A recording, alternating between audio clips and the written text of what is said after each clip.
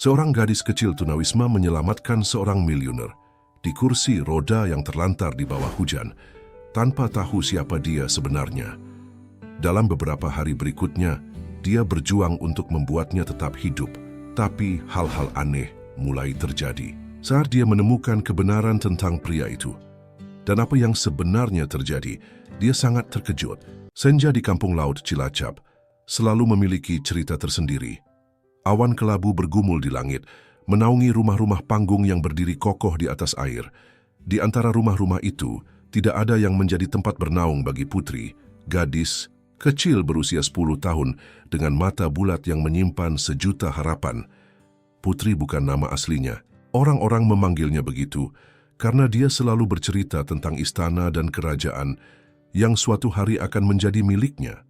Mimpi-mimpi indah yang menjadi benteng pertahanan di tengah kerasnya kehidupan jalanan yang harus dia hadapi setiap hari. Dan lihat, anak aneh itu lagi. Bisik seorang pedagang ke rekannya saat Putri melintas di pasar tradisional kampung laut. Putri pura-pura tidak mendengar. Dia sudah terbiasa dengan pandangan sinis dan bisikan-bisikan yang mengiringi langkahnya. Baginya, yang terpenting adalah bertahan hidup hari ini dan menemukan tempat berteduh untuk malam nanti. Langit Cilacap semakin gelap. Butiran hujan mulai turun perlahan lalu berubah deras dalam hitungan detik. Putri berlari kecil, mencari tempat berteduh. Toko-toko mulai tutup, pedagang pasar terburu-buru membereskan dagangannya. Tidak ada yang peduli pada gadis kecil yang kebingungan mencari tempat berlindung dari hujan. Akhirnya Putri menemukan sebuah teras warung yang sudah tutup. Dia duduk meringkuk, memeluk lututnya sendiri untuk menghangatkan tubuh.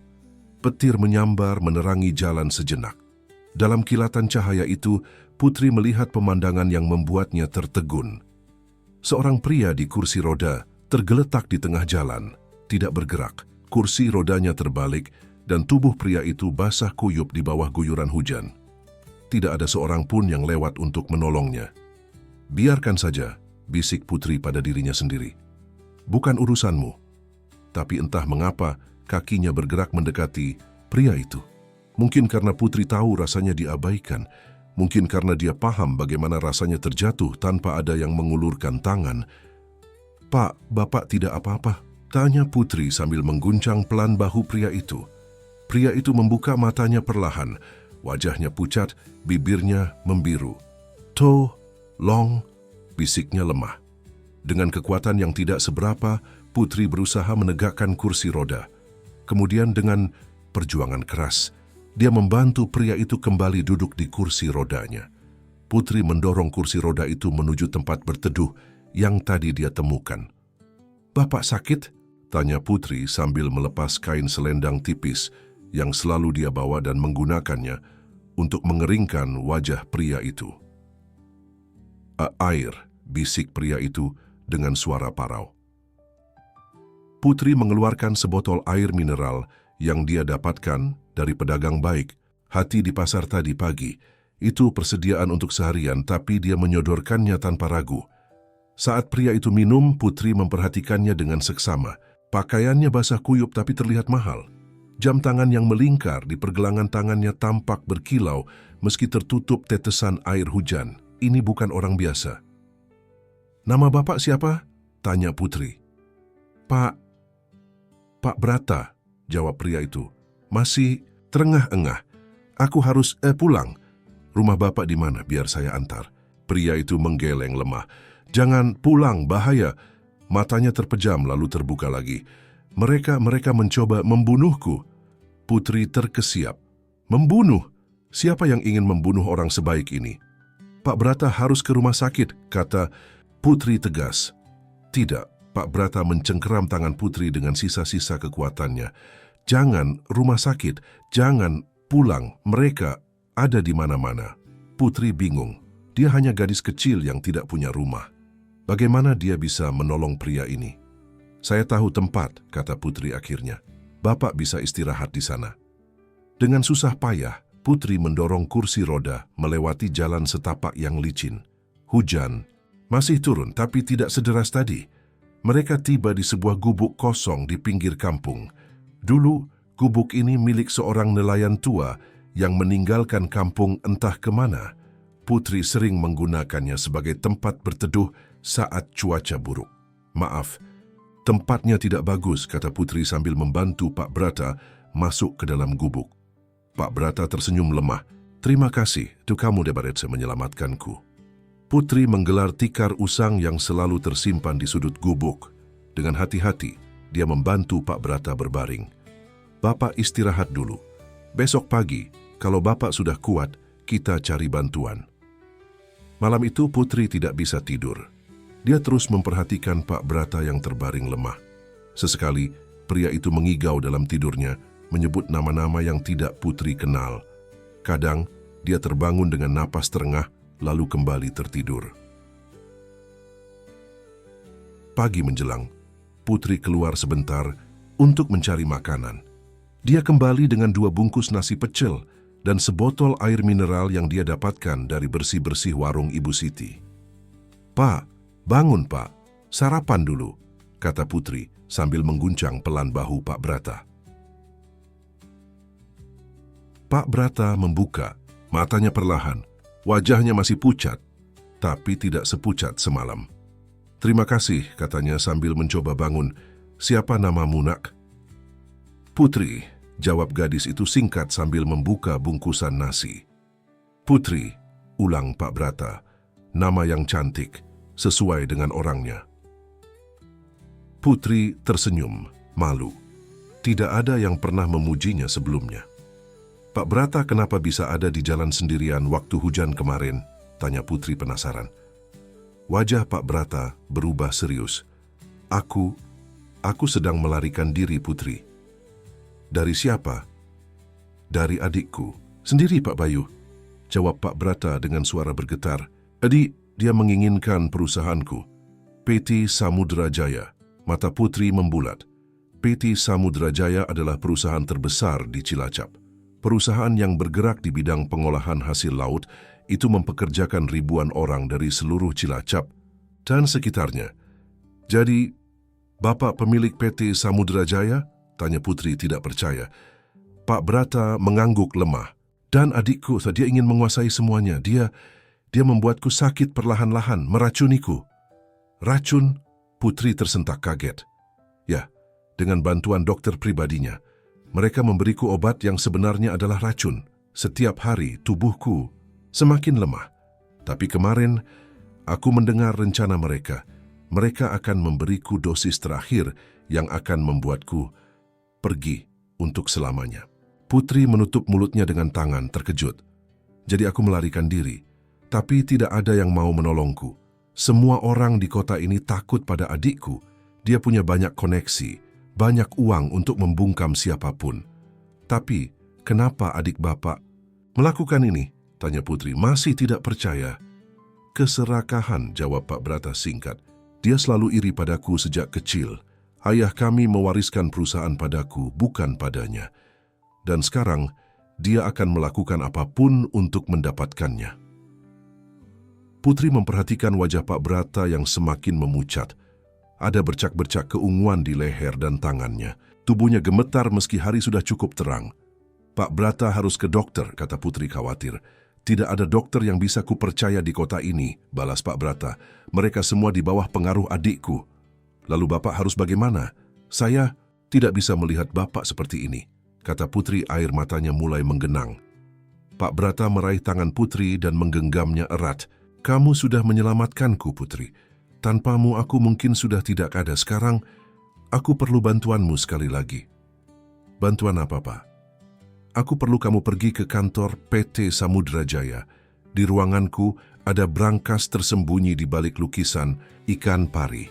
Kodenya 2208, ulang tahun mendiang istriku. Di dalamnya ada dokumen penting yang bisa menyelamatkanku." Putri ragu.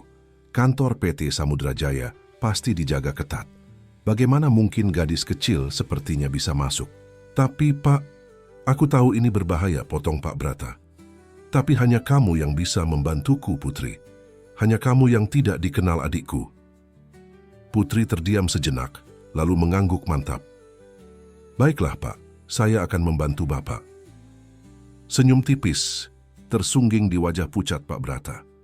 Terima kasih, Putri. Kamu gadis yang sangat berani.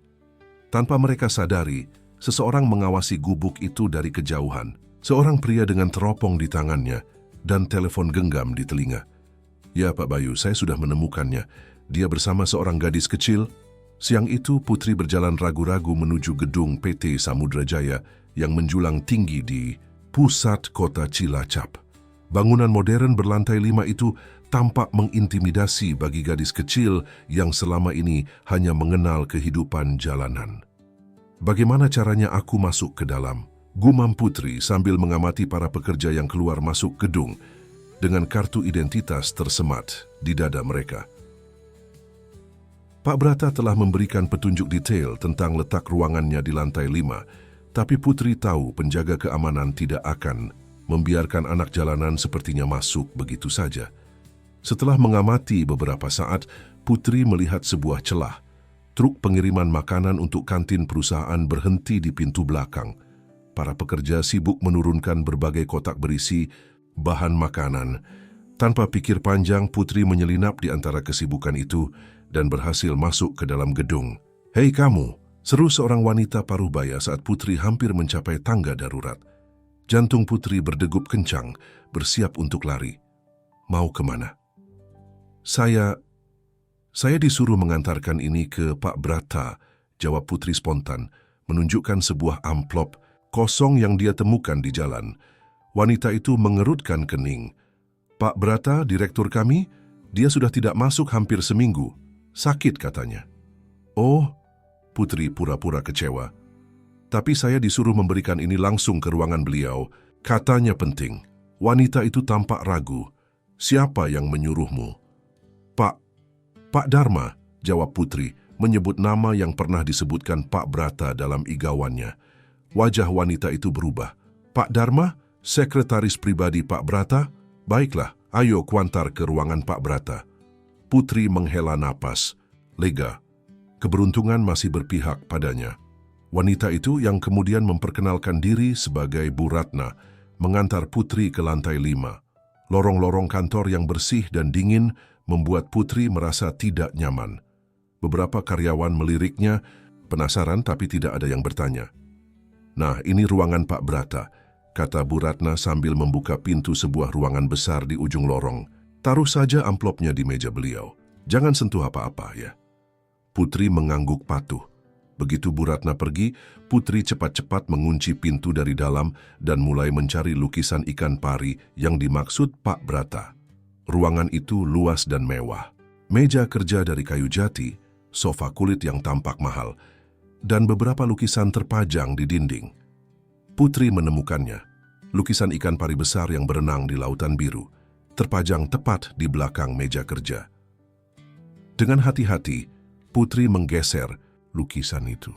Benar saja ada brankas kecil di baliknya. Putri menekan tombol-tombol sesuai kode yang diberikan Pak Brata. 2208. Klik. Brankas terbuka, menampakkan tumpukan dokumen dan sebuah buku harian usang. Putri mengambil semua isi brankas dan memasukkannya ke dalam tas kain lusuh yang selalu dia bawa. Saat itulah, dia mendengar suara langkah kaki mendekat dan suara kunci diputar. Panik, Putri bersembunyi di bawah meja kerja Pak Brata. Pintu terbuka dan 2 pasang kaki melangkah masuk.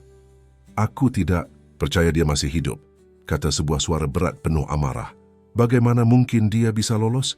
Bukankah kau bilang dosisnya sudah cukup untuk membuatnya lumpuh total?" "Maafkan saya, Pak Bayu," jawab suara yang lain, lebih lembut tapi penuh ketakutan. "Saya sudah memberikan dosis maksimal, tapi mungkin konstitusi tubuh Pak Brata lebih kuat dari yang kita perkirakan." "Omong kosong," bentak suara pertama yang dipanggil Pak Bayu itu. "Aku tidak mau tahu, temukan dia dan pastikan kali ini dia tidak lolos. Mengerti?" "Baik, Pak Bayu. Tapi bagaimana dengan gadis kecil yang bersamanya?" Ada jeda sejenak. "Gadis kecil siapa?"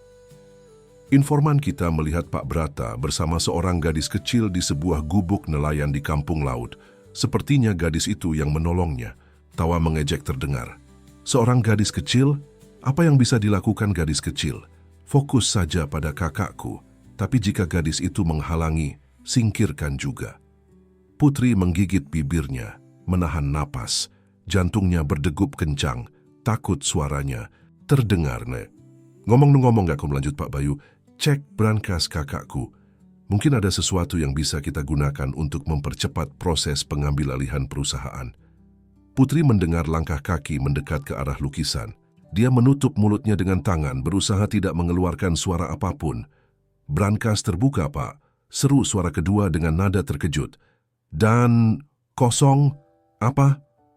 Pak Bayu bergegas mendekati brankas. Tidak mungkin, siapa yang... Tepat saat itu telepon di ruangan berdering keras. Putri tersentak kaget, hampir mengeluarkan suara. Pak Bayu mengangkat telepon. Ya? Putri tidak bisa mendengar suara di seberang telepon, tapi dia bisa melihat wajah Pak Bayu yang tiba-tiba memucat dari celah di bawah meja. Kapan?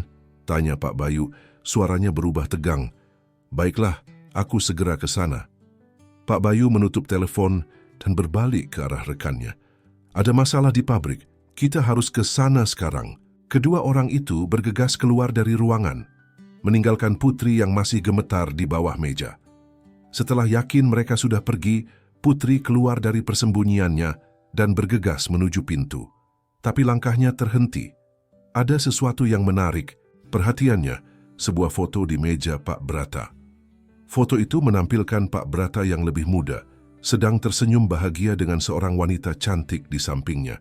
Wanita itu menggendong bayi mungil yang dibungkus selimut merah muda. Ini pasti istri dan anak Pak Brata, gumam Putri. Entah mengapa, wajah wanita dalam foto itu terasa tidak asing. Putri merasa pernah melihatnya, tapi tidak ingat di mana. Dia mengambil foto itu dan memasukkannya ke dalam tasnya bersama dokumen-dokumen dari brankas. Dengan hati-hati, Putri mengintip keluar. Lorong tampak sepi. Ini kesempatannya untuk kabur. Dengan gerakan cepat, dia keluar dari ruangan dan berlari menuju tangga darurat. Sampai di lantai dasar, Putri nyaris bertabrakan dengan seorang satpam. Hei, anak kecil, kamu ngapain di sini? Seru satpam itu sambil mencengkeram bahu Putri. Lepaskan, Putri meronta, berusaha melepaskan diri. Tidak, semudah itu. Ayo ikut ke kantor keamanan. Putri panik. Jika dia tertangkap, dokumen-dokumen penting ini tidak akan pernah sampai ke tangan Pak Brata. Lebih buruk lagi, jika Pak Bayu tahu dia yang mengambil dokumen itu, nyawanya bisa terancam. Tiba-tiba, sebuah suara menginterupsi. Ada apa ini? Seorang pria tua dengan seragam OB berdiri tidak jauh dari mereka, menatap dengan mata tajam. Pak Hadi, saya menemukan anak ini berkeliaran di kantor. Jelas, satpam. Pria tua itu mendekati mereka dan memperhatikan Putri dengan seksama. Anak ini keponakanku, ujarnya tiba-tiba. Dia datang untuk mengantarkan bekal makan siangku yang tertinggal. Satpam itu tampak ragu. Benarkah? Tentu saja, Pak Hadi tersenyum, meyakinkan. Iya kan, Putri? Putri tersentak mendengar namanya disebut. Bagaimana orang ini tahu namanya? Iya, Pak, jawab Putri terbata-bata. Satpam itu akhirnya melepaskan cengkeramannya. Baiklah, lain kali jangan biarkan dia berkeliaran sendiri, Pak Hadi. Setelah satpam pergi, Pak Hadi menuntun Putri ke sudut sepi dekat pintu belakang. Bagaimana Bapak tahu nama saya? Tanya Putri curiga. Pak Hadi tersenyum misterius. Aku teman lama Pak Brata. Dia sudah menghubungiku dan menceritakan semuanya. Aku di sini untuk membantumu. Putri masih ragu. Benarkah? Bagaimana saya tahu Bapak tidak berbohong? Kamu tinggal di gubuk nelayan tua di ujung kampung laut. Pak Brata terbaring sakit di sana. Cukup sebagai bukti? Putri mengangguk perlahan. Pak Brata sangat sakit. Dia butuh dokter. Aku tahu. Itulah mengapa aku mencarimu. Aku punya teman, dokter pensiunan yang bisa dipercaya. Dia akan membantu Pak Brata. Tapi, Putri teringat Pak Bayu dan ancamannya.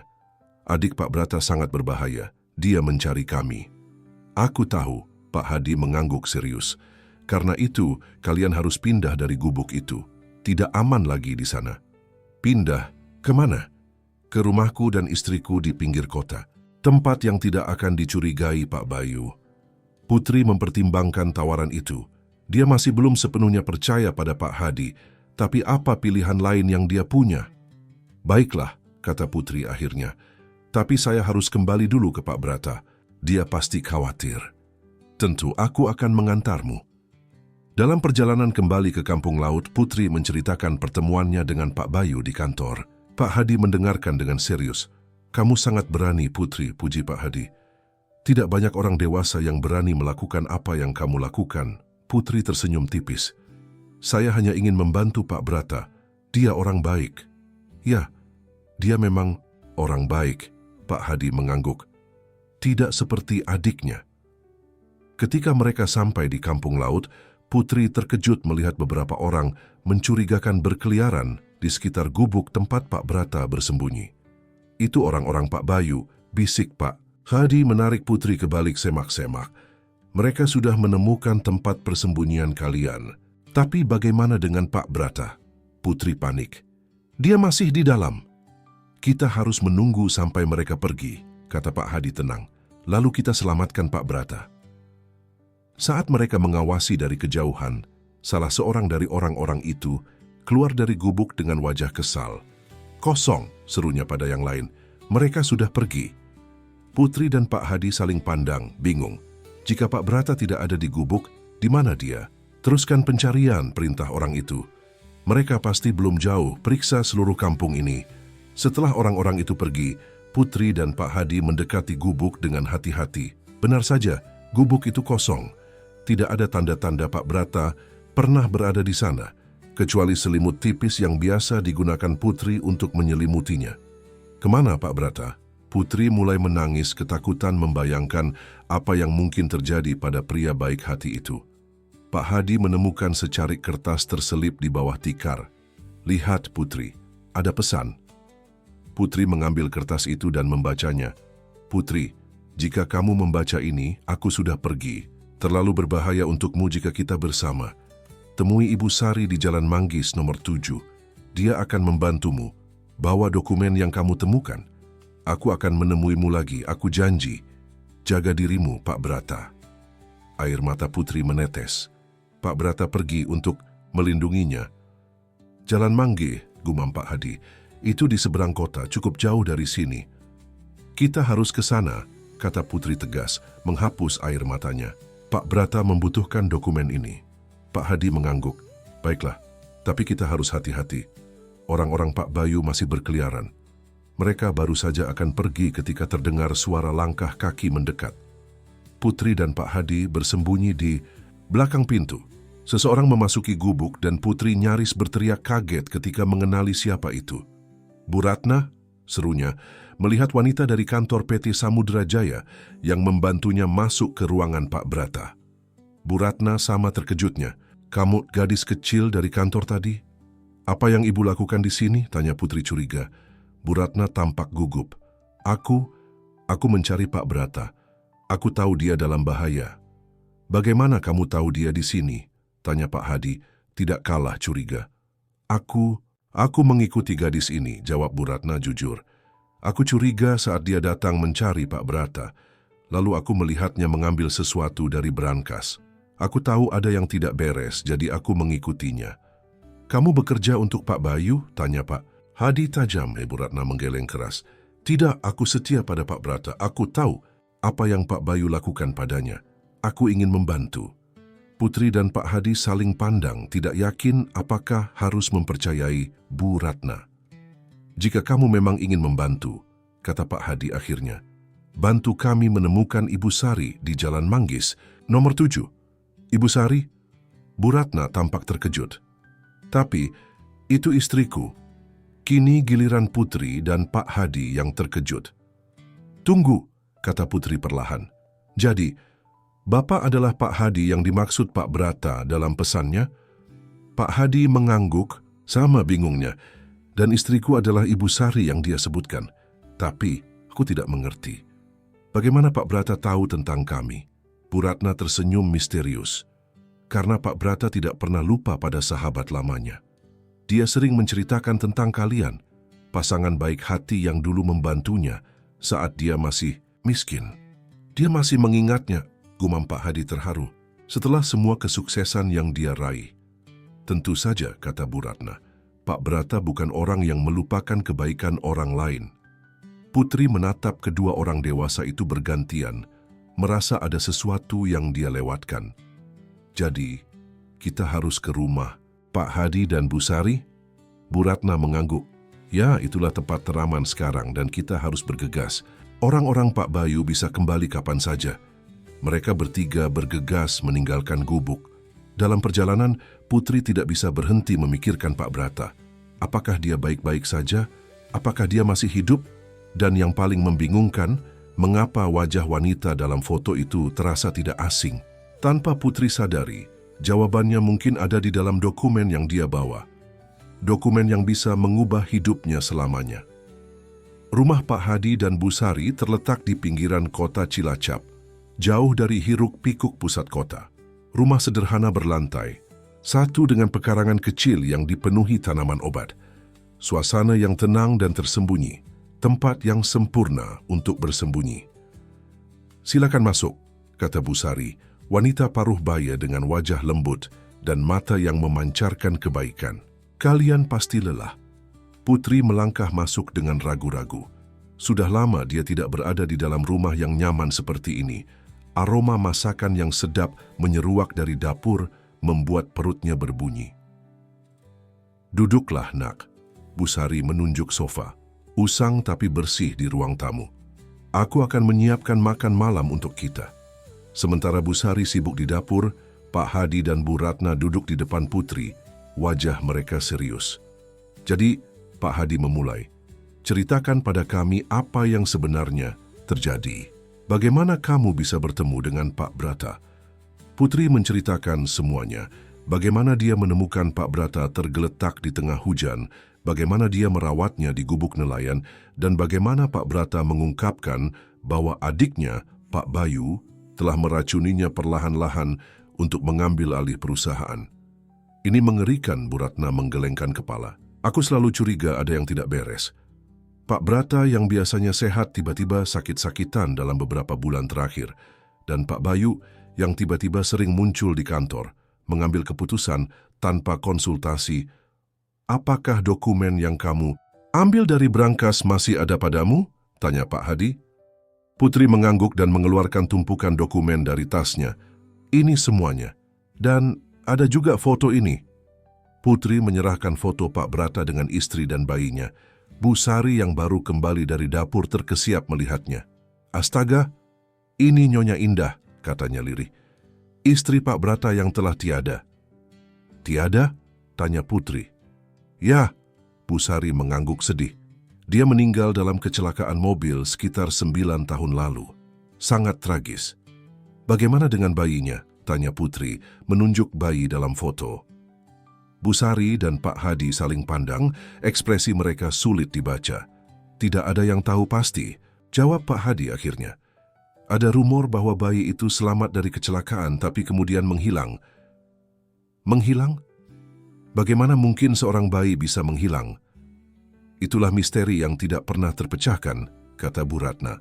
Beberapa orang menduga bayi itu juga meninggal dalam kecelakaan, tapi jasadnya tidak pernah ditemukan.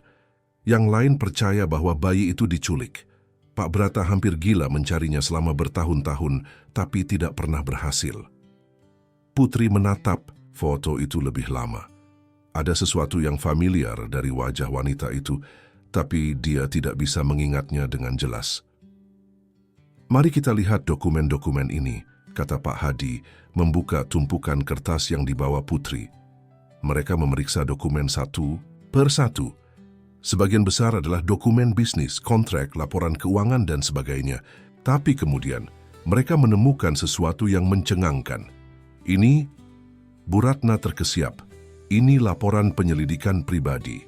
Pak Brata menyewa detektif untuk menyelidiki kecelakaan yang menewaskan istrinya. Mereka membaca laporan itu dengan seksama. Detektif tersebut melaporkan bahwa kecelakaan mobil yang menewaskan Nyonya Indah bukanlah kecelakaan biasa. Ada bukti yang menunjukkan bahwa rem mobil telah dirusak dengan sengaja. Ini pembunuhan berencana, gumam Pak Hadi, wajahnya pucat. Dan lihat ini, Bu Ratna menunjuk paragraf terakhir laporan itu. Detektif mencurigai Pak Bayu sebagai dalang di balik semua ini. Dia punya motif, dendam, dan kecemburuan terhadap Pak Brata, serta keinginan untuk menguasai perusahaan. Tapi bukti-bukti ini tidak cukup kuat untuk membawanya ke pengadilan, lanjut Bu Sari. Ikut membaca laporan tersebut.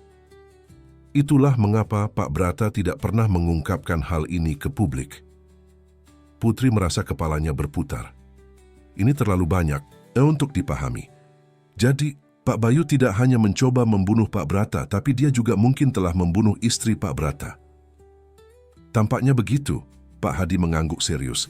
Dan sekarang, dia mencoba menyelesaikan apa yang dia mulai bertahun-tahun, lalu menguasai perusahaan Pak Brata sepenuhnya. Tapi bagaimana dengan bayinya? Tanya Putri.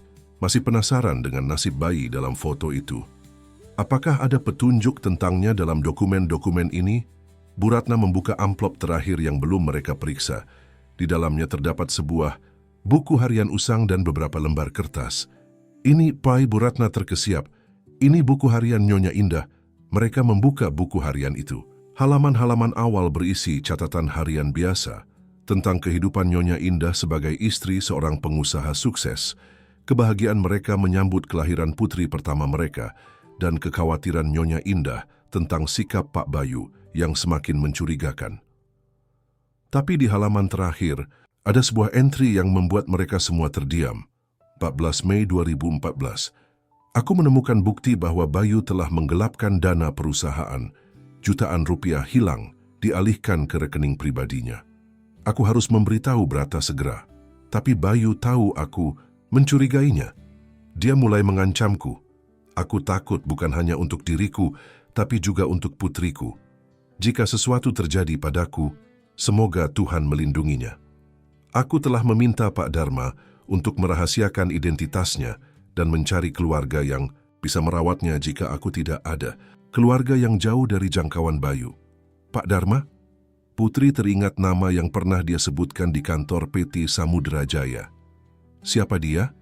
Sekretaris pribadi dan sahabat dekat Pak Brata, jawab Bu Ratna.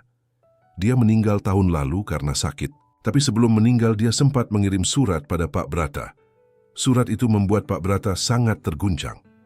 Apa isi surat itu? Tanya Putri. Tidak ada yang tahu pasti, Bu Ratna menggeleng. Tapi setelah menerima surat itu, Pak Brata mulai menyelidiki kembali kasus kematian istrinya dan menghilangnya putrinya. Putri meraih buku harian itu dan membalik-balik halamannya. Selembar kertas terjatuh dari salah satu halaman, sebuah foto kecil. Foto seorang bayi dengan kalung berbentuk setengah hati di lehernya. Ini, Putri terkesiap, tangannya gemetar. Tanpa sadar, dia meraih kalung yang selama ini tersembunyi di balik bajunya. Kalung berbentuk setengah hati yang selalu dia pakai sejak kecil. Kalung yang menurut Nenek Minah, wanita yang merawatnya saat masih bayi sebelum meninggalkannya di panti asuhan, adalah satu-satunya petunjuk tentang identitas aslinya. Putri menyatukan kedua bagian kalung itu. Mereka cocok sempurna, membentuk sebuah hati utuh dengan ukiran nama Putri Samudra di bagian belakangnya. Ya Tuhan, Bu Sari menutup mulutnya dengan tangan, matanya berkaca-kaca. Kamu adalah putri Pak Brata yang hilang. Dunia Putri seakan berhenti berputar. Selama ini dia berpikir dia hanya anak yatim piatu yang ditinggalkan, tidak diinginkan.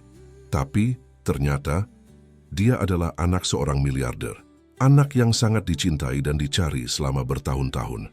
Tidak mungkin, bisik Putri. Air mata mulai mengalir di pipinya. Ini tidak mungkin. Tapi ini masuk akal, kata Pak Hadi. Nyonya Indah menulis di buku hariannya bahwa dia telah meminta Pak Dharma untuk menyembunyikan putrinya jika sesuatu terjadi padanya.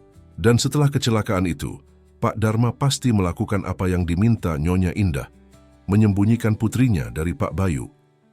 Tapi mengapa dia membiarkanku hidup di jalanan? Tanya Putri, suaranya bergetar.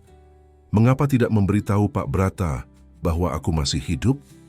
Mungkin dia takut Pak Bayu akan menemukanmu, jawab Bu Sari lembut. Mungkin dia berpikir hidupmu akan lebih aman jika tidak ada yang tahu identitasmu yang sebenarnya. Dan surat yang dikirim Pak Dharma sebelum meninggal, tambah Bu Ratna. Mungkin berisi kebenaran tentangmu. Itulah mengapa Pak Brata mulai menyelidiki kembali kasus ini.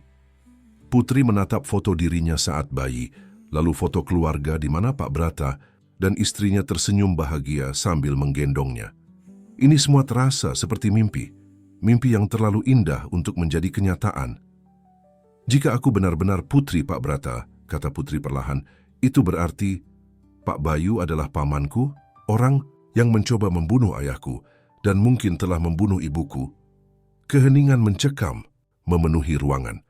Tidak ada yang berani menjawab pertanyaan itu. Kita harus menemukan Pak Brata, kata Putri akhirnya, menghapus air matanya. Dia harus tahu kebenaran ini, dan kita harus menyelamatkannya dari Pak Bayu. Tapi, bagaimana? Tanya Pak Hadi. Kita bahkan tidak tahu di mana dia sekarang. Aku punya dugaan, kata Bu Ratna setelah berpikir sejenak. Sebelum kondisinya memburuk, Pak Brata sering mengunjungi villa kecilnya di pantai Teluk Penyu. Tempat itu sangat pribadi. Hanya sedikit orang yang tahu keberadaannya. Kita harus ke sana, kata Putri tegas. Tapi itu berbahaya, Bu Sari tampak khawatir. Bagaimana jika orang-orang Pak Bayu mengikuti kita? Kita tidak punya pilihan lain, kata Putri. Pak Brata ayahku membutuhkan dokumen-dokumen ini, dan dia perlu tahu bahwa aku adalah putrinya. Setelah berdiskusi panjang, mereka memutuskan untuk berangkat ke pantai Teluk Penyu keesokan paginya. Malam itu, Putri tidur di kamar tamu rumah Pak Hadi dan Bu Sari. Untuk pertama kalinya sejak dia bisa mengingat, dia tidur di ranjang yang nyaman dengan selimut hangat dan bantal empuk. Tapi meski tubuhnya lelah, pikirannya terus berputar. Bayangan wajah Pak Brata yang pucat, wajah ibunya dalam foto, dan wajah mengerikan Pak Bayu bergantian muncul dalam benaknya. Dan pertanyaan yang terus menghantuinya. Apakah Pak Brata akan senang mengetahui bahwa putrinya yang hilang telah ditemukan, atau dia akan kecewa melihat putrinya hanya seorang gadis jalanan kotor yang tidak berpendidikan? Di tengah malam, Putri terbangun oleh suara aneh dari luar. Dengan hati-hati dia mengintip melalui jendela kamar. Tampak bayangan beberapa orang berkeliaran di sekitar rumah. Jantungnya berdegup kencang. Mereka menemukan kita, bisiknya panik. Dengan tergesa-gesa, Putri mengumpulkan dokumen-dokumen penting dan memasukkannya ke dalam tas. Dia berlari ke kamar Pak Hadi dan Bu Sari, membangunkan mereka. Ada orang di luar, bisik Putri. Saya rasa itu orang-orang Pak Bayu. Pak Hadi segera bangun dan mengintip dari jendela. Wajahnya memucat. Kamu benar, mereka mengepung rumah ini. Bagaimana mereka bisa menemukan kita? Tanya Bu Sari ketakutan. Mungkin mereka mengikuti kita dari kampung laut, jawab Pak Hadi. Atau mungkin tatapannya tertuju pada Bu Ratna yang baru saja keluar dari kamarnya. Wajahnya pucat dan tegang. Ratna? Tanya Pak Hadi curiga. Apakah kamu? Bu Ratna menggeleng keras. Bukan aku, sungguh. Aku setia pada Pak Brata. Lalu siapa yang memberitahu mereka? Tanya Bu Sari. Sebelum ada yang bisa menjawab, terdengar suara kaca pecah dari ruang depan. Mereka sudah menerobos masuk. Kita harus pergi dari sini, kata Pak Hadi panik. Ada pintu rahasia di dapur yang menuju ke kebun belakang. Dari sana kita bisa mencapai jalan setapak yang tersembunyi di antara pepohonan. Mereka bergegas ke dapur. Pak Hadi menggeser lemari penyimpanan, menampakkan pintu kecil yang hampir tidak terlihat. Cepat, desak Pak Hadi, membuka pintu itu. Kalian pergilah duluan.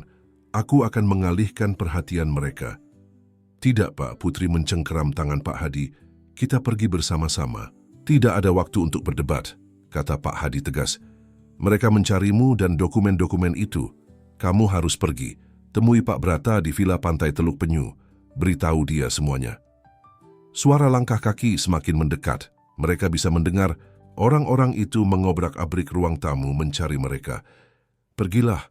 Pak Hadi mendorong Putri, Bu Sari, dan Bu Ratna melewati pintu rahasia. Aku akan baik-baik saja. Dengan berat hati mereka meninggalkan Pak Hadi. Bu Sari menangis dalam diam, tapi dia tahu mereka tidak punya pilihan lain. Mereka berlari melewati kebun belakang dan mencapai jalan setapak di antara pepohonan. Suara-suara marah terdengar dari rumah tapi mereka tidak berani menoleh ke belakang. "Kemana sekarang?" tanya Putri, napasnya terengah-engah. "Terminal bus," jawab Busari. "Kita bisa naik bus malam ke pantai Teluk Penyu." Mereka terus berlari dalam kegelapan, hanya diterangi cahaya bulan yang redup. Dalam hati, Putri berdoa agar Pak Hadi baik-baik saja dan agar mereka bisa menemukan Pak Brata sebelum terlambat. Tanpa mereka sadari, seseorang mengawasi dari kejauhan, mengikuti setiap langkah mereka dalam kegelapan. Bus malam melaju pelan, menembus kabut tipis yang menyelimuti jalan menuju pantai Teluk Penyu. Putri duduk tegang di kursi belakang, diapit Busari dan Bu Ratna. Matanya menatap keluar jendela, tapi pikirannya melayang jauh. "Apa Pak Hadi akan baik-baik saja?" bisik Putri, suaranya gemetar.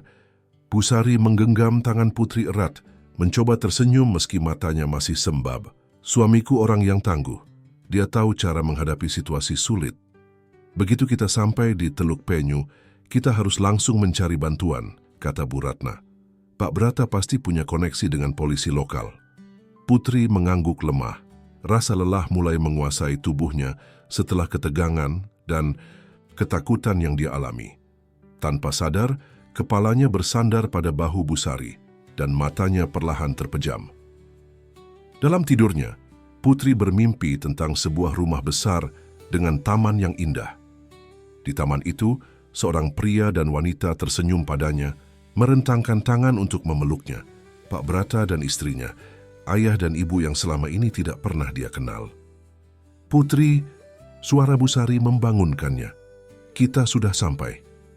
Putri mengerjapkan mata, menyadari bus telah berhenti di terminal kecil di pinggir pantai. Fajar baru saja menyingsing, menyinari pantai dengan cahaya keemasan. Mereka turun dari bus dengan hati-hati, mengamati sekeliling dengan waspada. Terminal masih sepi, hanya ada beberapa pedagang yang mulai membuka kios dan warung makan. "Villa Pak Brata ada di ujung pantai sana," Bu Ratna menunjuk ke arah utara, di mana tampak beberapa bangunan mewah berdiri di atas tebing yang menghadap laut. "Kita harus berjalan kaki, lebih aman." Mereka berjalan menyusuri pantai, berhati-hati agar tidak menarik perhatian. Putri merasakan debaran aneh di dadanya. Sebentar lagi, dia akan bertemu ayah kandungnya. Bukan lagi sebagai gadis jalanan yang menolongnya, tapi sebagai putri yang hilang dan kini telah ditemukan. "Bagaimana jika dia tidak percaya?" bisik Putri pada Busari. "Bagaimana jika dia tidak menginginkanku?" Busari merangkul bahu Putri. "Dia akan sangat bahagia, Putri. Percayalah padaku. Pak Brata tidak pernah berhenti mencarimu." Setelah berjalan hampir 1 jam, mereka tiba di depan sebuah villa mewah yang berdiri menghadap laut. Pagar tinggi mengelilingi villa itu dengan sistem keamanan yang tampak canggih. "Bagaimana kita masuk?" tanya Putri, menatap interkom di samping pintu gerbang. Bu Ratna maju dan menekan tombol interkom. "Pak Brata, ini Ratna dari kantor. Saya bersama Busari dan seseorang yang sangat penting." Tidak ada jawaban. Bu Ratna mencoba lagi, tapi tetap hening. "Mungkin dia tidak ada di sini," kata Busari cemas. "Atau mungkin dia terlalu lemah untuk menjawab," timpal Bu Ratna. "Kita harus masuk." "Tapi bagaimana?" Bu Ratna mengeluarkan sebuah kartu dari tasnya. "Ini kartu akses cadangan. Sebagai sekretaris senior, aku memiliki akses ke semua properti Pak Brata dalam keadaan darurat."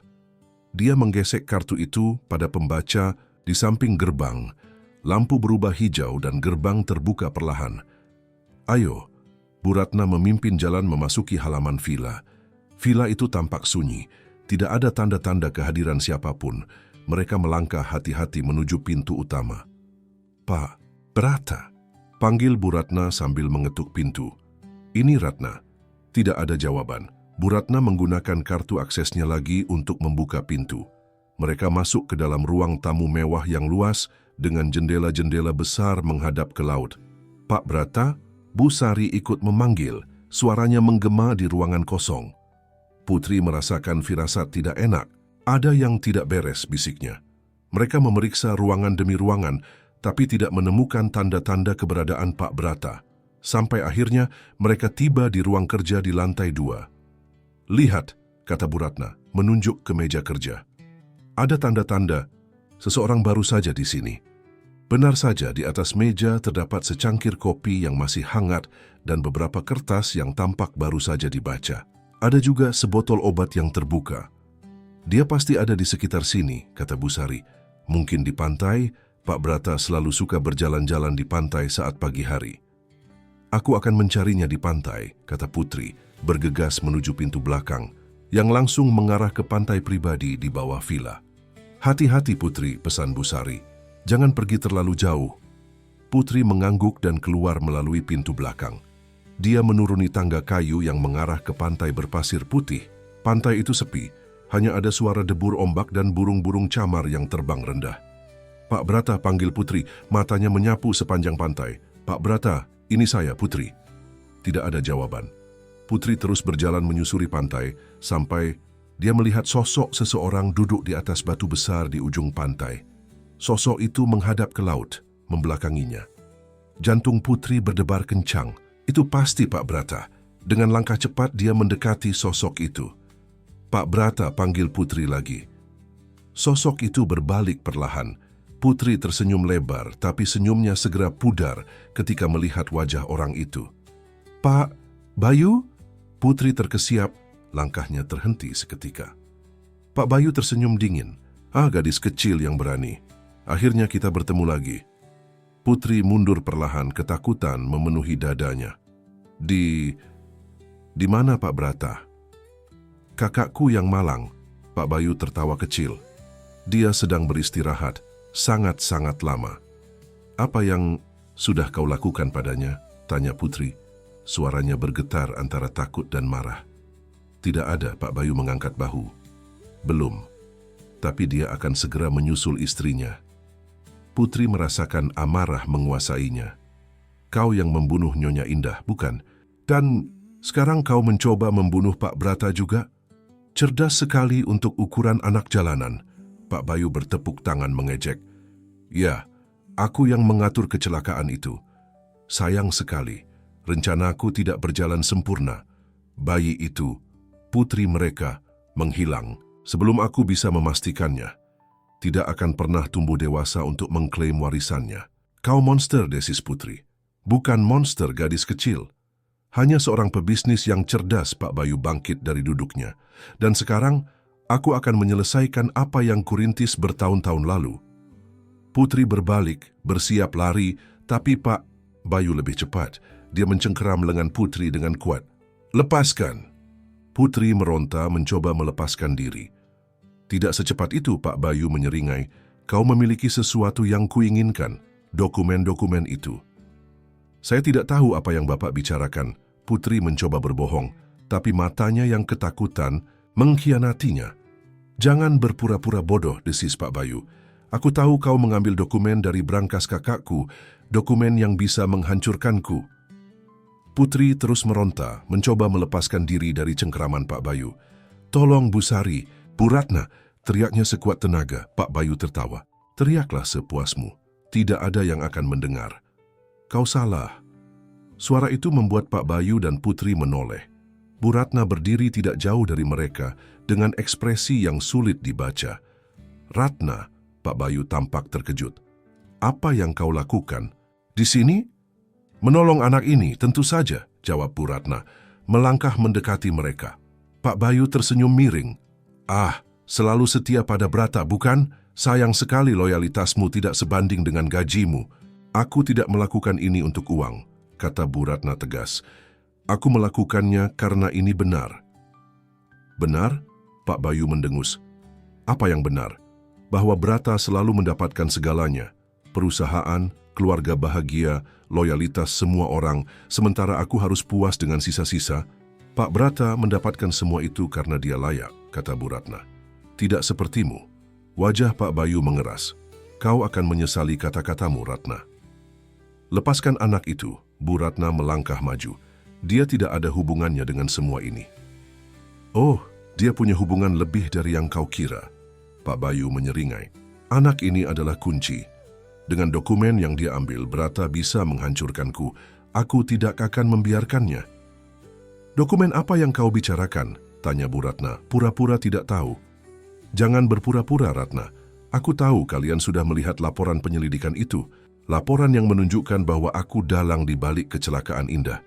Jadi kau mengakuinya? Tanya Bu Ratna, matanya melebar. Kau benar-benar membunuh Nyonya Indah? Itu kecelakaan, Pak Bayu tersenyum dingin. Kecelakaan yang sangat menguntungkanku. Sayang sekali ada komplikasi kecil. Komplikasi apa, jauh bayi itu, jawab Pak Bayu. Oh baik, putri kecil Brata. Dia selamat. Tapi menghilang sebelum aku bisa memastikan dia tidak akan pernah muncul lagi untuk mengklaim warisannya. Putri, yang masih dicengkeram Pak Bayu, merasakan jantungnya berdegup kencang. Pak Bayu tidak mengetahui identitasnya yang sebenarnya. Dia tidak tahu bahwa gadis yang sedang dicengkeramnya adalah keponakan yang selama ini dia cari. Dan sekarang, lanjut Pak Bayu, aku akan mengakhiri semua ini. Kakakku yang keras kepala akhirnya akan menyerah dan perusahaan akan jatuh ke tanganku. Di mana Pak Brata sekarang? Tanya Bu Ratna, berusaha mengulur waktu. Di tempat yang aman, jawab Pak Bayu samar. Tak lama lagi kondisinya akan memburuk dan semua orang akan menganggapnya sebagai akibat penyakitnya yang parah. Tidak ada yang akan mencurigai apapun. Kau tidak akan lolos, kata Bu Ratna. Orang-orang akan tahu apa yang kau lakukan. Pak Bayu tertawa keras. Siapa yang akan memberitahu mereka? Kau, gadis kecil ini. Kalian tidak akan punya kesempatan. Saat mereka berdebat, Putri melihat gerakan di belakang Pak Bayu.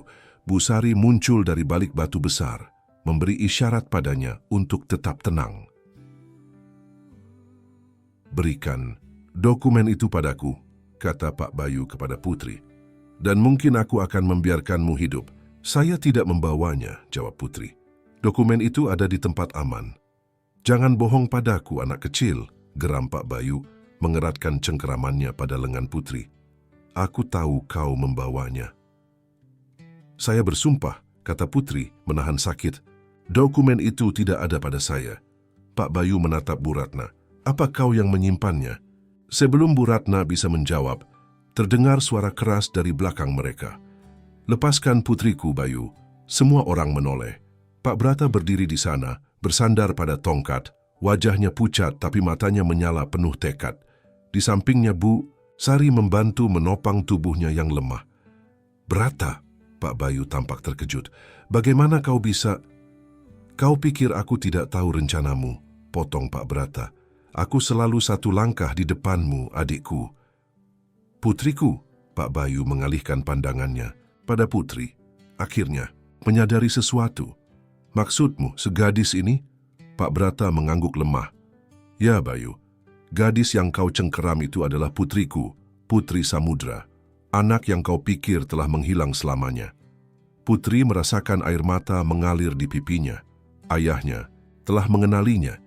Entah bagaimana Pak Brata tahu bahwa dia adalah putrinya yang hilang. Pak Bayu melepaskan cengkeramannya pada Putri, mundur beberapa langkah dengan wajah pucat. Tidak mungkin, bisiknya. Gadis ini anak jalanan kotor. Adalah putriku, Pak Brata melangkah maju dengan susah payah. Dan kau hampir membunuhnya, sama seperti kau membunuh ibunya. Aku tidak. Cukup dengan kebohonganmu, Bayu, Pak Brata memotong. Aku punya semua bukti yang kuperlukan. Laporan penyelidikan, rekaman CCTV, dan kesaksian saksi yang telah kau suap untuk diam. Semuanya. Kau menggertak, Pak Bayu mencoba tersenyum, tapi bibirnya bergetar. Tidak, Pak Brata.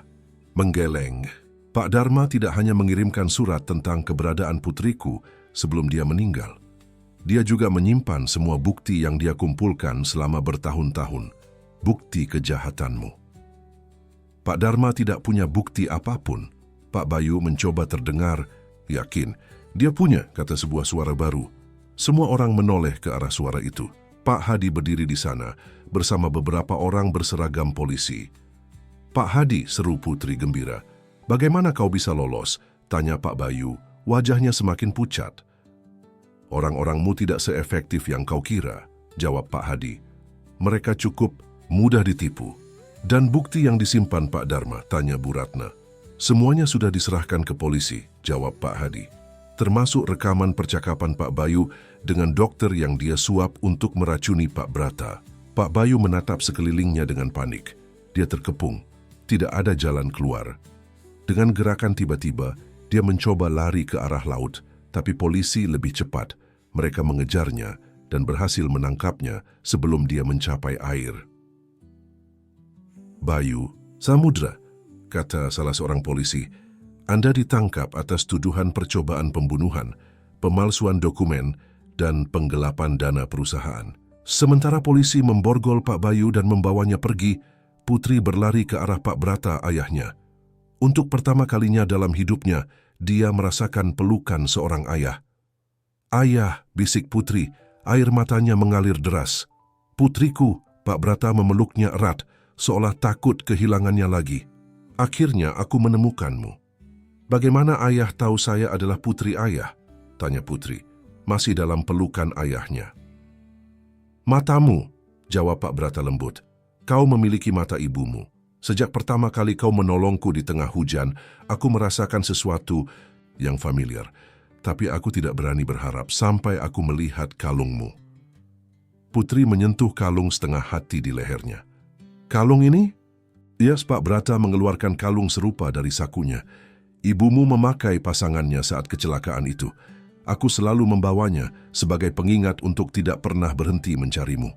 Putri terisak dalam pelukan ayahnya. Setelah sekian lama, hidup sebatang kara, menghadapi kerasnya jalanan dan penghinaan orang-orang, akhirnya dia menemukan keluarganya, menemukan rumahnya.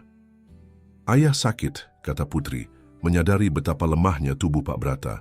"Ayah butuh dokter." "Aku sudah memanggil dokter kepercayaanku," kata Bu Sari. "Dia sedang dalam perjalanan ke sini." "Dan racun yang diberikan Pak Bayu?" tanya Putri khawatir. "Berkat perawatanmu, putriku," Pak Brata tersenyum lemah, "efeknya tidak separah yang direncanakan Bayu. Dengan perawatan yang tepat, aku akan pulih sepenuhnya." Mereka semua kembali ke villa.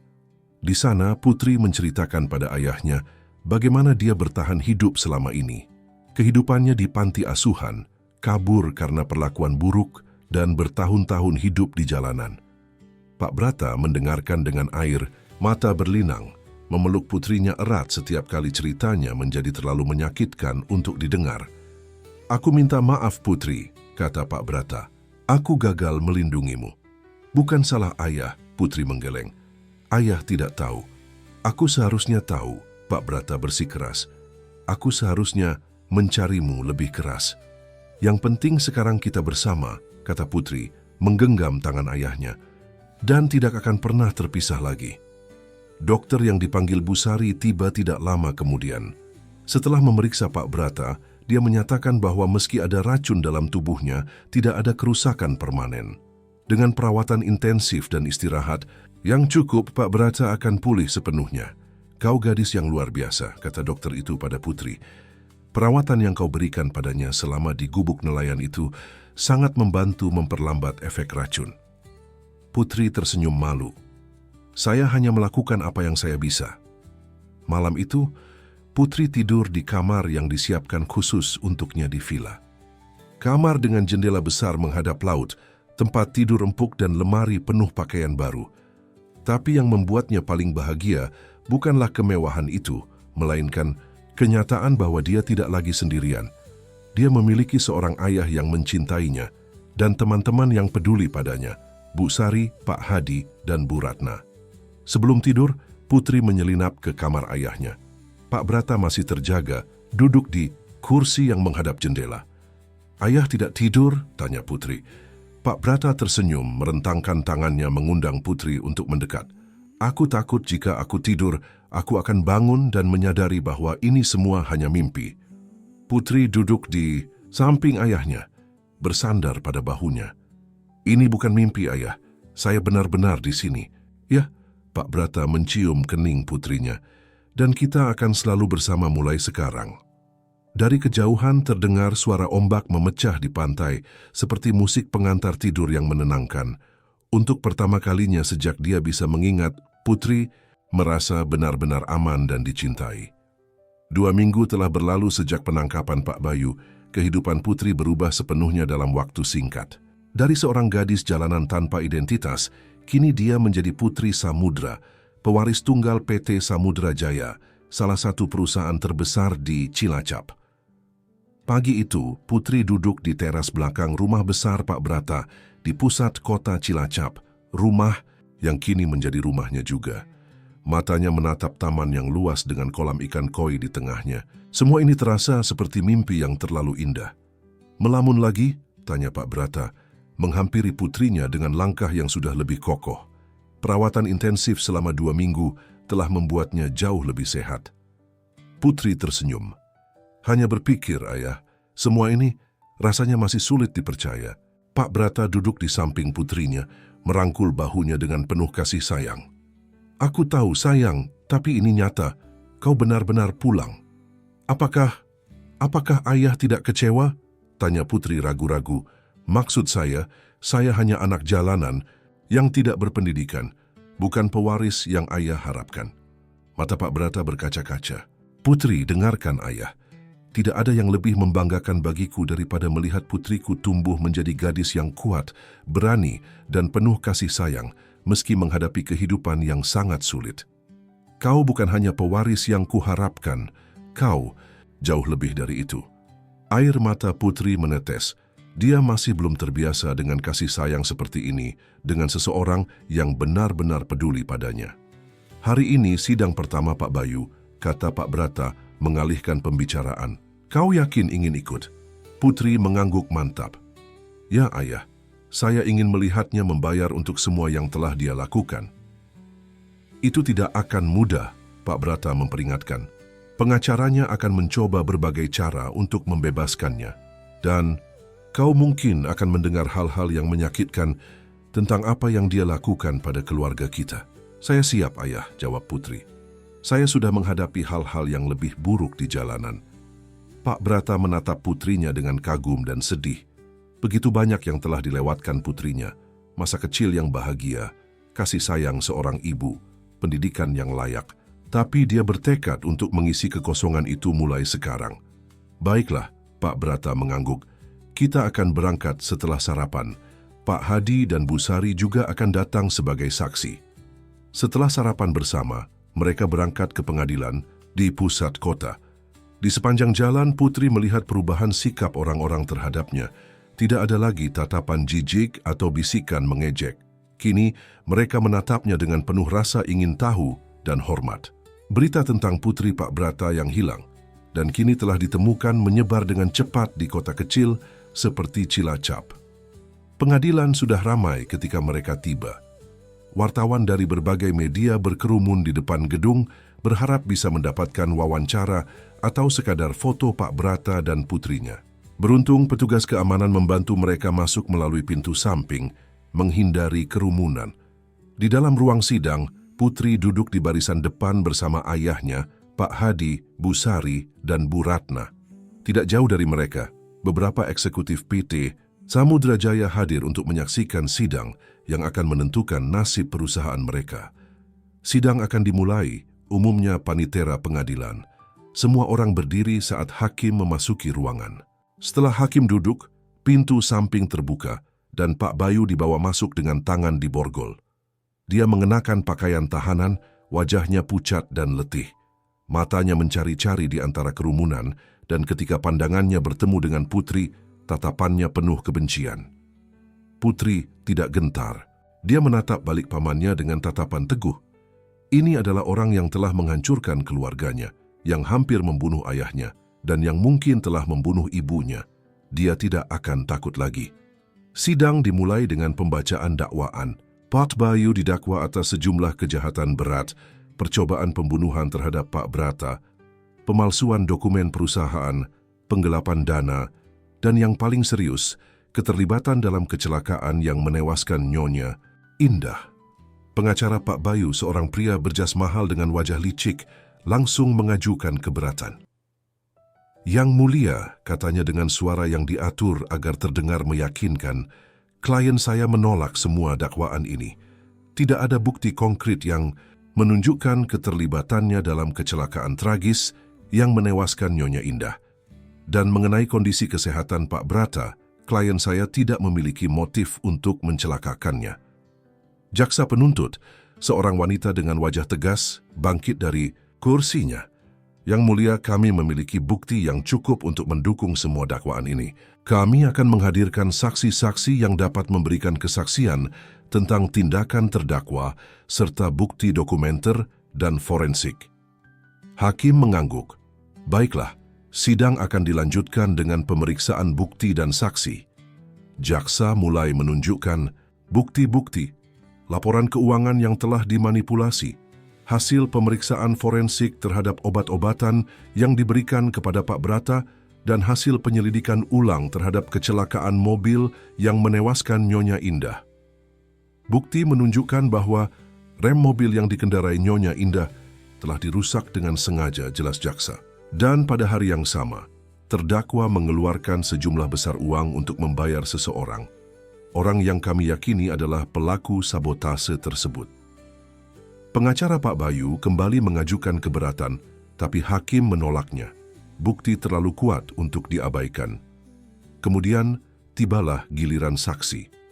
Pak Hadi dan Bu Sari memberikan kesaksian tentang bagaimana mereka menemukan Putri dan dokumen-dokumen penting, serta pengejaran yang dilakukan orang-orang Pak Bayu terhadap mereka.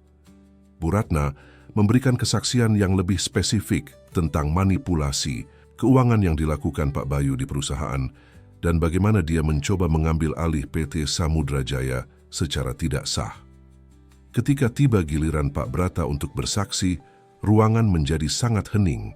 Dengan suara tenang namun tegas, dia menceritakan bagaimana hubungannya dengan adiknya memburuk setelah dia mewarisi perusahaan dari ayah mereka.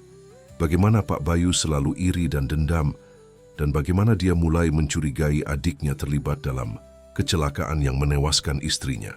Saya tidak pernah ingin percaya bahwa adik saya sendiri tega melakukan hal seperti itu, kata Pak Brata. Suaranya bergetar, tapi bukti-bukti tidak bisa diabaikan. Dan ketika saya mulai menyelidiki lebih jauh, saya jatuh sakit. Sakit yang ternyata disebabkan oleh racun yang diberikan secara perlahan melalui obat-obatan saya. Keberatan, seru pengacara Pak Bayu. Ini hanya spekulasi tanpa bukti. Ditolak, kata hakim tegas. Ada bukti forensik yang mendukung klaim ini. Pengacara Pak Bayu tampak frustrasi. Dia tahu kasusnya semakin lemah dengan setiap kesaksian yang diberikan. Akhirnya tibalah giliran Putri untuk bersaksi. Dengan langkah mantap, dia berjalan ke kursi saksi. Setelah disumpah, dia mulai menceritakan bagaimana dia menemukan Pak Brata di tengah hujan, bagaimana dia merawatnya, dan bagaimana dia kemudian mengetahui identitas aslinya sebagai putri Pak Brata yang hilang. Ketika saya menemukan foto keluarga di ruangan Pak Brata, kata Putri, ada sesuatu yang familiar dari wajah wanita dalam foto itu, tapi saya tidak bisa mengingatnya dengan jelas. Kemudian, ketika kami menemukan buku harian ibu saya dan foto bayi dengan kalung setengah hati, saya menyadari kebenaran. Putri mengeluarkan kalungnya, menunjukkannya kepada hakim. Kalung ini selalu saya pakai sejak kecil. Nenek Minah, wanita yang merawat saya saat masih bayi, mengatakan bahwa ini adalah satu-satunya petunjuk tentang identitas saya. Dan ketika kami menyatukan kalung ini dengan kalung yang selalu dibawa ayah saya, mereka cocok sempurna. Hakim dan semua orang di ruangan tampak terpana. Bukti ini, lebih dari apapun, menunjukkan bahwa Putri memang adalah anak Pak Brata yang hilang. Dan apa yang terjadi setelah itu?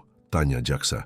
Putri menceritakan bagaimana mereka melarikan diri dari orang-orang Pak Bayu, bagaimana mereka pergi ke pantai Teluk Penyu untuk mencari Pak Brata, dan bagaimana Pak Bayu menangkapnya di pantai dan mengakui semua kejahatannya. Dia mengakui bahwa dia yang mengatur kecelakaan yang menewaskan ibu saya, kata Putri. Suaranya bergetar tapi tetap kuat. Dia mengatakan itu adalah kecelakaan yang sangat menguntungkannya. Dan dia menyesal bahwa saya, bayi itu, berhasil selamat dan menghilang sebelum dia bisa memastikan saya tidak akan pernah muncul lagi untuk mengklaim warisan saya.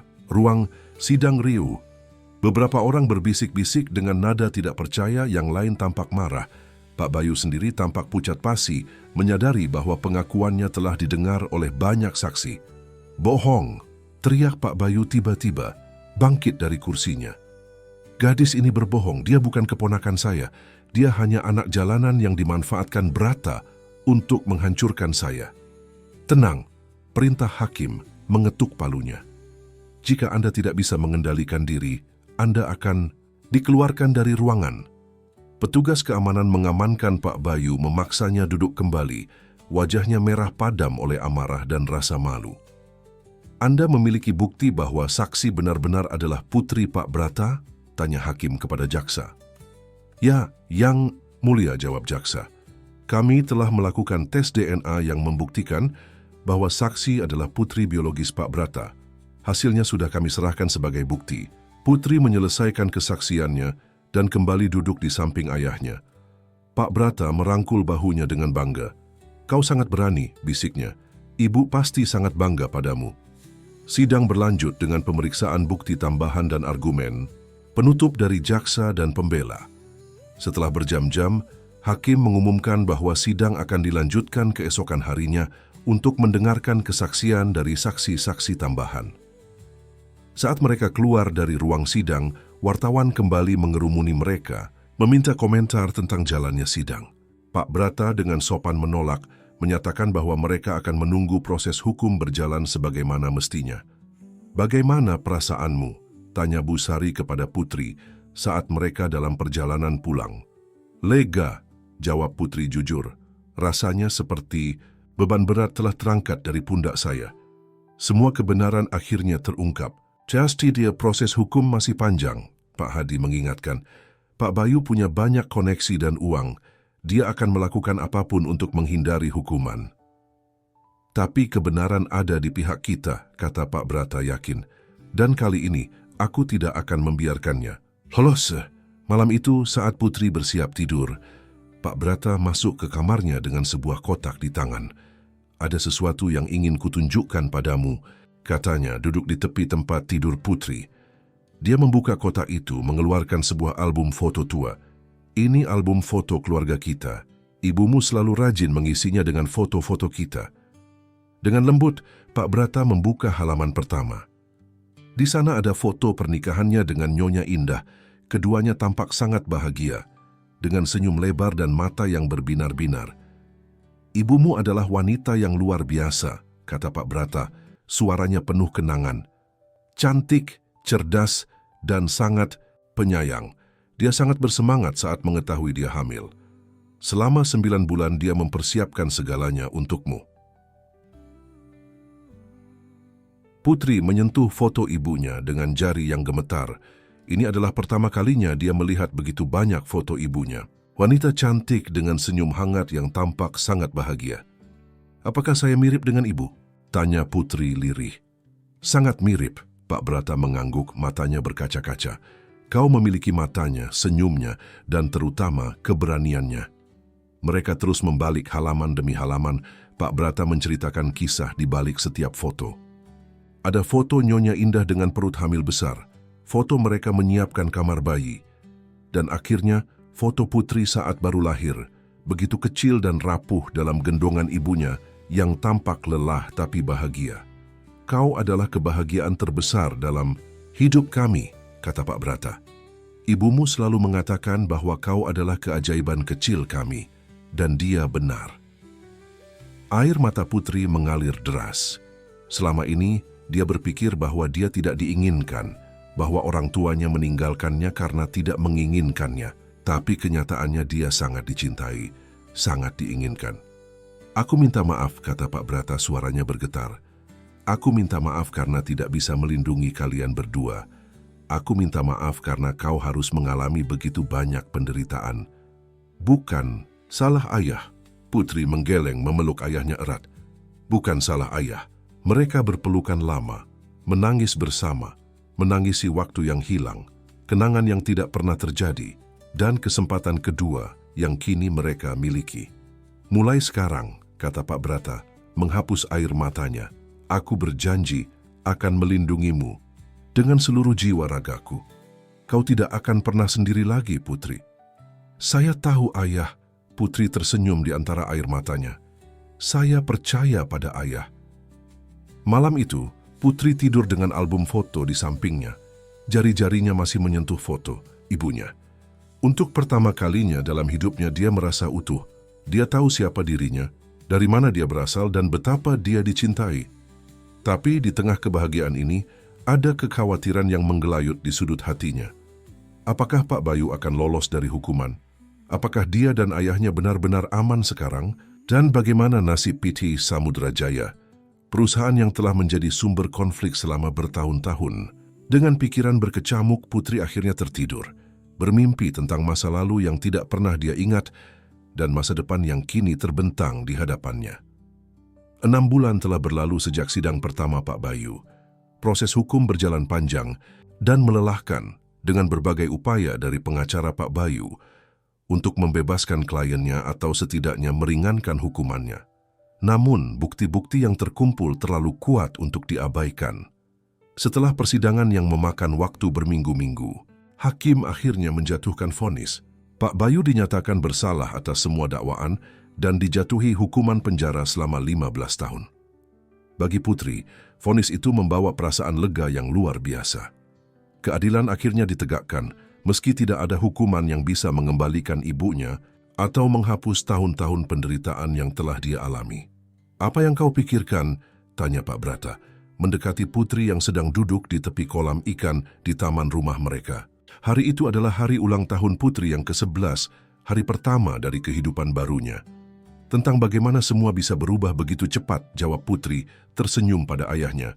"Tahun lalu, saya bahkan tidak tahu kapan ulang tahun saya." Pak Brata duduk di samping putrinya, merangkul bahunya dengan penuh kasih sayang.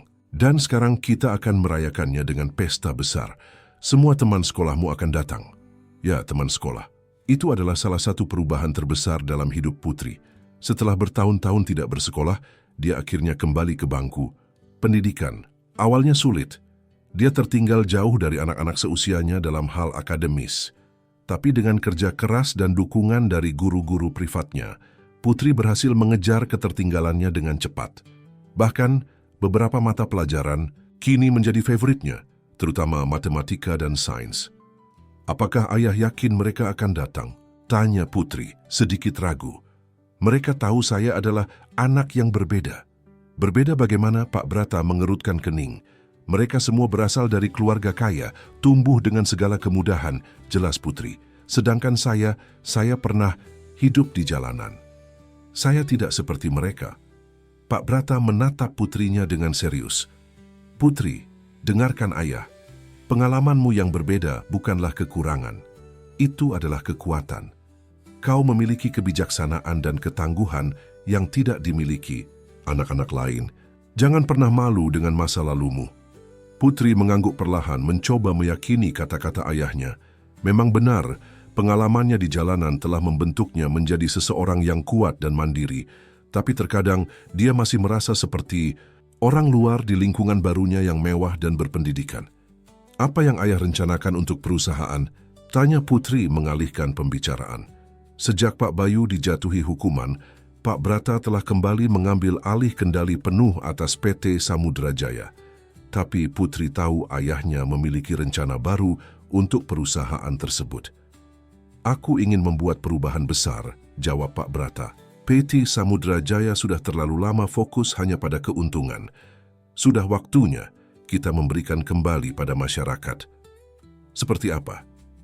"Aku berencana mendirikan yayasan untuk membantu anak-anak jalanan di Cilacap dan sekitarnya." "Jelas, Pak Brata. Yayasan yang akan memberikan tempat tinggal, pendidikan, dan kesempatan bagi mereka yang sepertimu dulu, anak-anak yang membutuhkan kesempatan kedua." Mata Putri berbinar mendengarnya.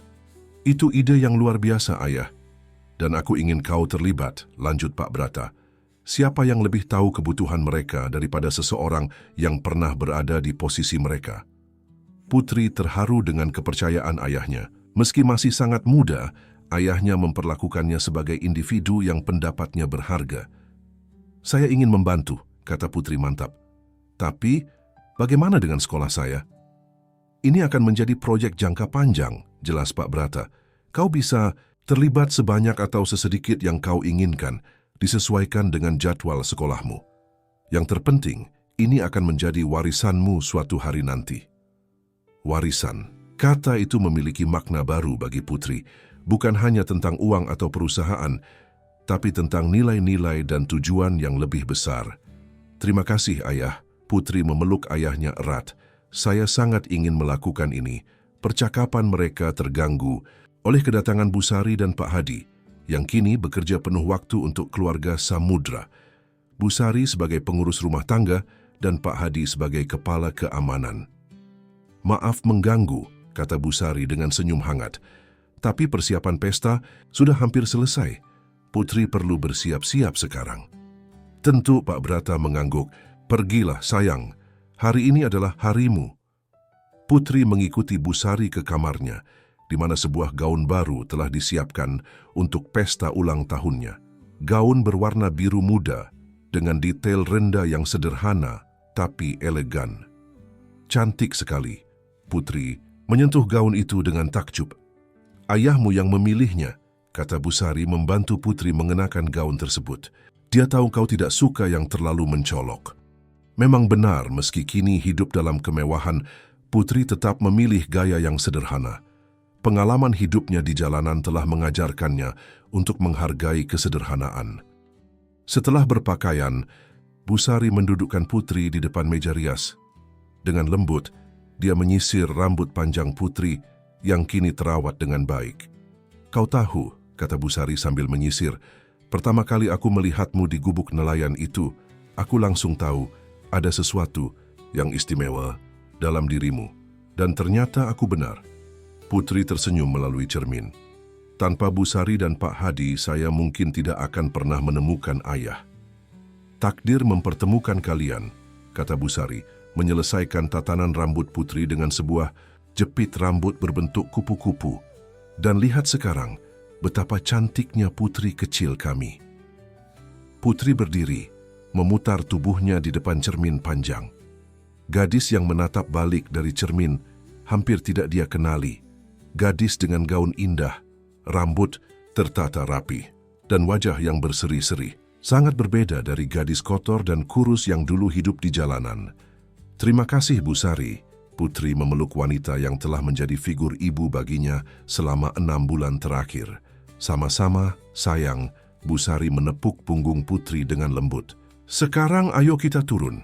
Tamu-tamumu sudah mulai berdatangan. Ketika Putri turun ke ruang pesta, semua mata tertuju padanya. Ruang tamu besar, rumah keluarga Samudra, telah disulap menjadi tempat pesta yang indah, dengan balon-balon, bunga-bunga, dan spanduk bertuliskan, "Selamat ulang tahun Putri," yang tergantung di dinding. Putri, beberapa anak perempuan seusianya berlari menghampiri, memberikan pelukan dan ucapan selamat. Ini adalah hal baru bagi Putri, memiliki teman sebaya yang peduli padanya. Awalnya, dia takut tidak akan bisa beradaptasi di sekolah barunya. Tapi ternyata kekhawatirannya tidak terbukti. Anak-anak di sekolah menerimanya dengan hangat, terkesan dengan kisahnya yang luar biasa. Pesta berlangsung meriah, ada kue ulang tahun besar, permainan-permainan yang menyenangkan, dan tentu saja hadiah-hadiah. Tapi bagi Putri, hadiah terbesar adalah melihat ayahnya tersenyum bahagia, menyaksikan putrinya akhirnya mendapatkan masa kecil yang layak. Di tengah pesta, Pak Brata mengetuk gelas untuk mendapatkan perhatian semua orang. Terima kasih kepada semua yang telah hadir di pesta ulang tahun putriku yang pertama di rumah ini, katanya dengan suara lantang. 11 tahun yang lalu Tuhan memberikan kami hadiah terindah, seorang putri kecil yang kami beri nama Putri Samudra. Kami kehilangannya selama bertahun-tahun, tapi sekarang dia telah kembali kepada kami. Pak Brata menatap putrinya dengan penuh kasih sayang.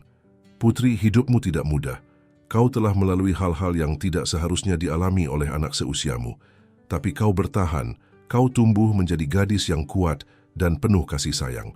Dan hari ini, aku ingin mengumumkan sesuatu yang kupersembahkan untukmu. Putri menatap ayahnya dengan penasaran. Hari ini, aku secara resmi mendirikan Yayasan Putri Samudra, organisasi nirlaba yang akan membantu anak-anak jalanan di seluruh Indonesia. Yayasan ini akan memberikan tempat tinggal, pendidikan, dan kesempatan bagi mereka yang membutuhkan. Dan suatu hari nanti, yayasan ini akan menjadi warisanmu, Putri. Tepuk tangan riuh memenuhi ruangan. Putri sendiri terpana. Tidak menyangka ayahnya akan mengumumkan hal ini di depan semua orang. Dengan air mata bahagia, dia berlari memeluk ayahnya. "Terima kasih ayah," bisiknya. "Ini adalah hadiah ulang tahun terindah. Kau pantas mendapatkannya." Pak Brata mencium kening putrinya. "Dan aku yakin ibumu pasti sangat bangga padamu saat ini." Pesta berlanjut hingga sore hari. Satu persatu tamu mulai pulang, meninggalkan keluarga Samudra dengan kenangan indah dari perayaan yang sempurna. Setelah pesta usai, Putri duduk di teras belakang, menatap matahari yang mulai terbenam di ufuk barat. Hari ini adalah hari yang sempurna, pesta yang menyenangkan, teman-teman yang peduli dan hadiah yang luar biasa dari ayahnya. "Boleh ayah bergabung?" tanya Pak Brata menghampirinya dengan secangkir teh hangat. "Tentu ayah." Putri tersenyum, menggeser duduknya untuk memberi ruang bagi ayahnya. Mereka duduk dalam keheningan yang nyaman, menikmati pemandangan matahari terbenam dan kicauan, burung-burung yang mulai kembali ke sarang. "Apa yang kau harapkan untuk tahun depan, Putri?" tanya Pak Brata setelah beberapa saat. Putri berpikir sejenak. "Saya ingin Yayasan Putri Samudra berhasil menolong banyak anak jalanan. Saya ingin mereka mendapatkan kesempatan seperti yang saya dapatkan." Pak Brata mengangguk, bangga dengan jawaban putrinya. "Itu harapan yang mulia, dan aku yakin dengan kerja keras dan dedikasi kita bisa mewujudkannya." "Saya juga ingin belajar lebih banyak tentang perusahaan," lanjut Putri. "Suatu hari nanti saya ingin mampu menjalankannya dengan baik, seperti ayah." "Kau punya waktu," Pak Brata tersenyum. "Untuk sekarang, fokus saja pada sekolahmu dan tumbuh menjadi gadis yang bahagia. Masa kecilmu sudah terlalu banyak direnggut, Putri. Nikmati sisa masa kecilmu yang ada." Putri mengangguk, menyandarkan kepalanya pada bahu ayahnya. "Ayah, apakah ayah pikir ibu bisa melihat kita dari surga?"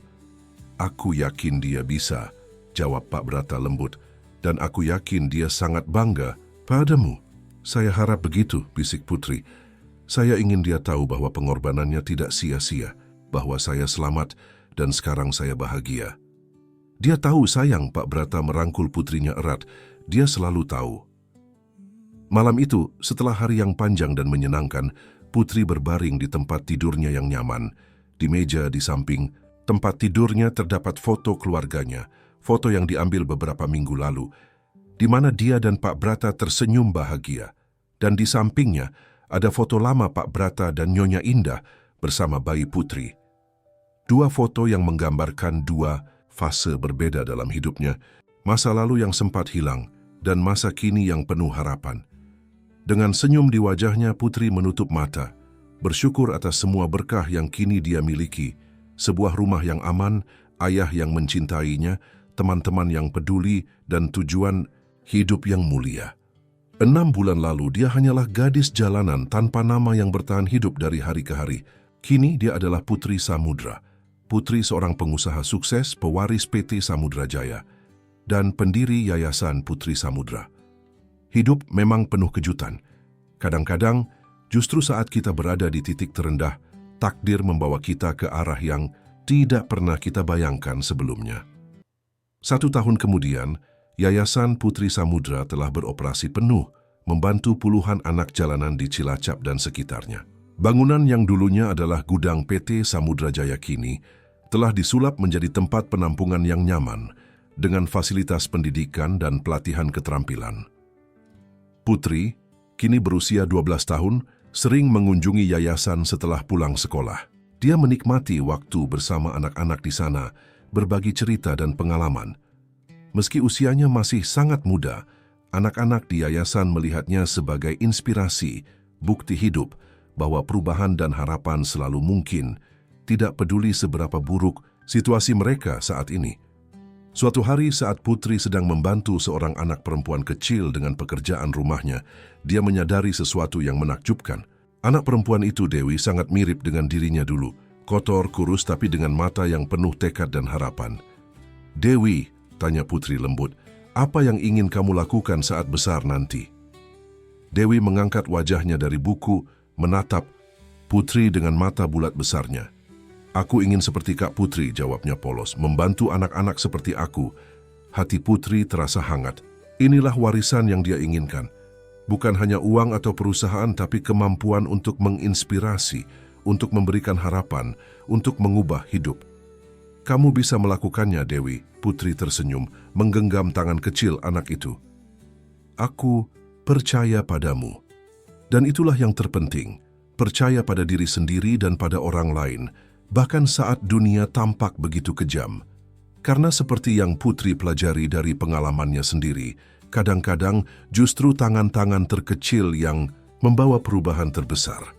Saat Putri berjalan pulang bersama ayahnya sore itu, hatinya penuh dengan rasa syukur dan harapan. Perjalanannya mungkin dimulai dengan cara yang paling tidak terduga. Seorang gadis kecil menolong seorang miliarder di tengah hujan. Tapi itu telah membawanya ke tempat yang tepat pada waktu yang tepat. Dan ketika dia melihat ke belakang, ke semua rintangan dan penderitaan yang telah dia lalui, Putri menyadari bahwa dia tidak akan mengubah apapun. Karena setiap kesulitan, setiap air mata, setiap malam dingin yang dia lalui di jalanan, telah membentuknya menjadi siapa dia sekarang. Tangan ayahnya yang hangat menggenggam tangannya erat, mengingatkannya bahwa dia tidak lagi sendirian, bahwa apapun yang terjadi di masa depan, mereka akan menghadapinya bersama.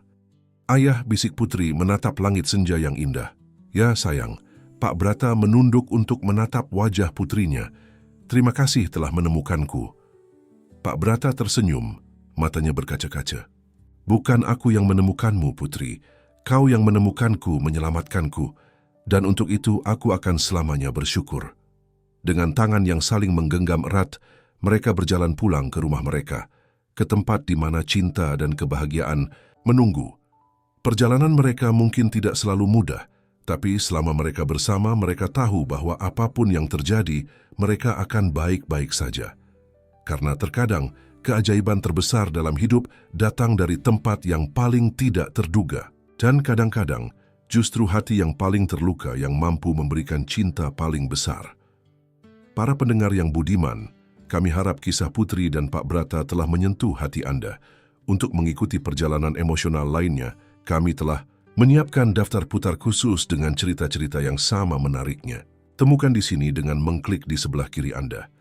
Jika Anda menyukai cerita ini, jangan lupa untuk berlangganan saluran kami dan memberikan suka pada video ini. Setiap hari kami membawakan cerita-cerita unik yang mengeksplorasi kompleksitas kehidupan. Jangan lewatkan konten kami berikutnya. Kami menunggu Anda di kolom komentar.